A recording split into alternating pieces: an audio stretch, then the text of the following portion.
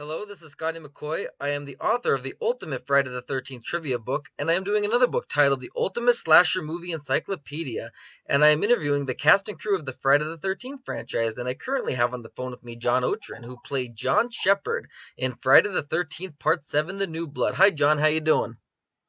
I'm doing great. How are you doing, Scotty? I'm doing really well. The first question I That's have for you is, how did you get your start into acting? oh, actually, my sister was a dancer, and the first time that I ever was on stage probably was about 8 years old, maybe 10, and I just helped with that. But I think the real issue of where I got started was in college. I played a juvenile delinquent in a program that they had for the somehow it was for the county, for the sheriff's department or something. And the judge said, "You're too real. Uh, is this who you really are?" And it was fun. I got to tell you, it was really fun. Okay. And that's how I really did my first, role. But actually, my first professional role was children's theater, Okay. and that was in Chicago at a place called Mill Run. And it was an equity program, and it was great. I just loved it. It's like it's in your blood. You either love it or you don't. And acting is something I love. That's And awesome. that's what I am. I'm an actor. Right. So, what was the best part about filming Friday the 13th Part 7, and what was the worst?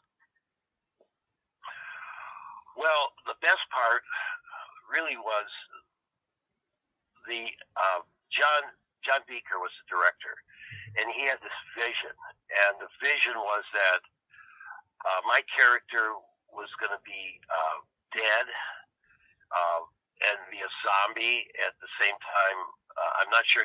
I would come back with skin and bones, and he had this whole thing planned out.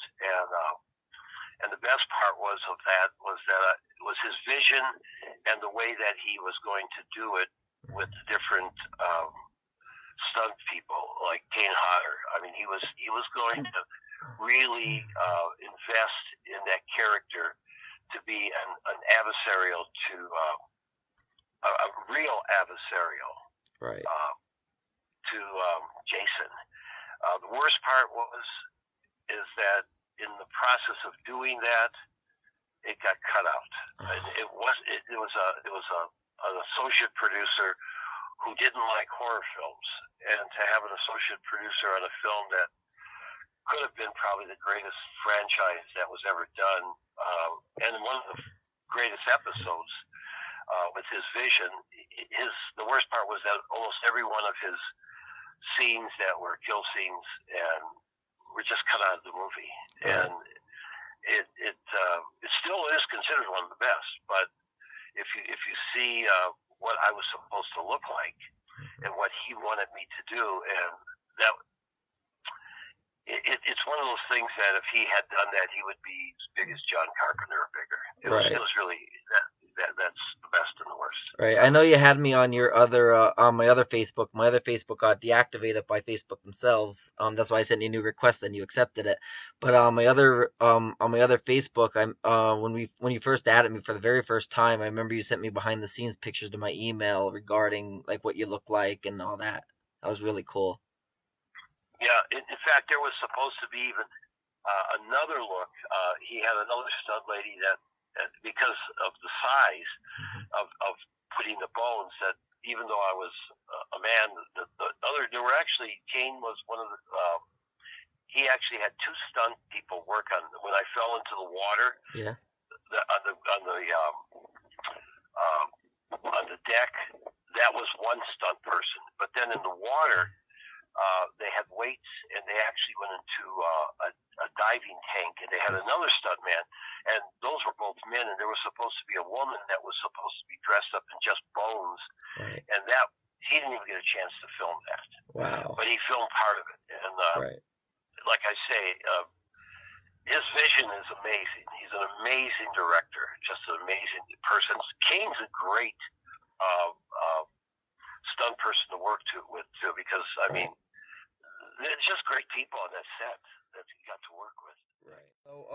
So how did you film your death scene in the beginning of the film with the bridge? Well, that was actually two different stuntmen, like I mentioned. The death scene at the beginning, I played an alcoholic father, and I was kind of abusive, and and of course, since they had to change some stuff, there was a lot of changing that John had to, figure out how to change. But they had this hydraulic bridge, and they had balsa in certain areas, so that if he stepped forward or something, the hydraulic bridge, he'd just break right through.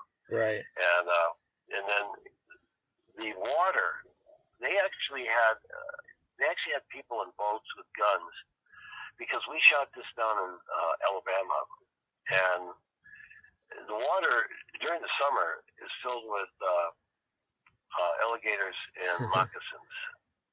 So they had people, just in case one of the stunt guys fell into the water and hit a sleeping alligator or something, or moccasin, they wouldn't. And then in the diving tank, of course, you're down underwater. You have to go pretty deep, and with clothes, it gives you buoyancy. So they had to put weights on the stunt man, and of course, he had to know how to breathe through a tube so that he could actually stay, hold his breath while he was sinking to the bottom. Right. Well, the last question I got for you is: do you have any future projects in the works, or anything you'd like to promote that you'd like to tell the readers about? Well, yes, I do. I just we finished a movie called The Red House. Okay. And it's it's not as graphic as Friday the 13th. It's a little different direction. Okay. It's more of the old. I don't know if you remember, one of the movies that I loved when I was a child was like The Wolfman, right, or Dracula. I mean, we're like, even in The Wolfman, Lon Chaney Jr. He was a good guy who got bit by a wolf, and he became a wolf, and he didn't want to be a wolf, and he went through the torment and everything else. So there was a lot of the acting involved and a lot of the suspense, but they were good movies. Right. Or the first Frankenstein was really called The Modern Prometheus, and I remember reading that book, and I absolutely loved it. Right. So we did a movie called The Red House, and I play a character named Joshua. And it's a psychological thriller. Kate French is the star of it, and Brendan Wayne, John Wayne's grandson, plays a policeman in it. Nice. And I mean, there's a guy named Lawrence who's it's just really kind of a spoofy movie, but it's out there. It's called The Red House. Okay. And Greg Avalone wrote it and directed it, and Greg was head of development for Kevin Costner for 10 years. He's one of his best friends. So he was there helping develop some of the projects that Kevin was on. So he knows how to put together a film really well. Okay. So if you get a chance, check out The Red House. Definitely. Where can that be watched? Like on Netflix or? Yeah, it's sold from Amazon, and okay. And it's been pirated, so you can actually tell it's out there. Okay. It's a 90-minute. It's character developed, so it's right. And of course there was a Red House that was made back in 1947 with I'm trying to think who it was. Edward G. Robinson was in it, but it's a different story. Okay. But it's good actors, and it's kind of different, and it's more of a psychological thriller than it is a horror film, but it's good. Awesome. I'll definitely let my readers know that, and thank you so much for giving me your time to do this interview. Well, Scotty, thank you for taking the time. Not a problem. Like I say, one of the things that I've noticed, and I've been to some of the conventions, and I think there may be one coming up in March in LA. I'm not sure. That I've got a really good manager right now. Right.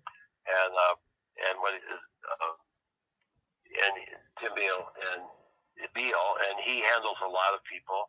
Okay. And in fact, he handles John Beaker, and he really is out there. He really is a hustler. He's from Indiana, Okay. and he's been really, getting the word out. To hear the rest of my interview with John Otrin, who played John Shepard in Friday the 13th, Part 7, The New Blood, you can order the Ultimate Slasher Movie Encyclopedia. To find out when the Ultimate Slasher Movie Encyclopedia is for sale, you can like my Facebook fan page at www.facebook.com/smccoyauthor.